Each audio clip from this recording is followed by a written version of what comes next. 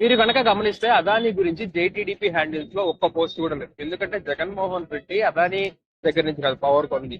SCCI solar energy corporation limited of India దగ్గర నుంచి ఆయన కొద్ది కేంద్ర ప్రభుత్వ సంస్థ నుంచి ఆయన పవర్ పర్చేస్ చేశాడు. ఓకేనా? ఎంతకి? 2.49 రూపీస్.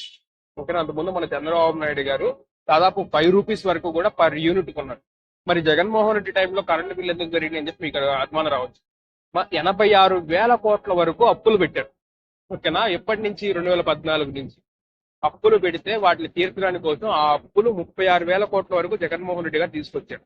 86,000 కోట్లు ఉన్న అప్పు 36,000 కోట్లు తీసుకొచ్చారు. ఓకేనా? అందుకని చెప్పేసి ఆయన 5 సార్లు కరెంట్ ఛార్జెస్ పెంచినా కానీ 50 పైసలు కూడా పెంచారు. ఇప్పుడు కూటమి ప్రభుత్వం అధికారంలోకి వచ్చిందో లేదు, ఇప్పుడు దాదాపు రూపాయిన్నర వరకు పెంచుతున్నట్టు వస్తున్నాయి. రూపాయిన్నర వరకు ప్రజాశక్తి పేపర్లో చూసిన డేటా అది. మరి చూడండి, ఎందుకు వాళ్ళు పోస్ట్ వేయలేదు, అదాని గురించి ఎందుకు మాట్లాడలేదు అని. జగన్మోహన్ రెడ్డికి అదానికి సంబంధమే లేదు.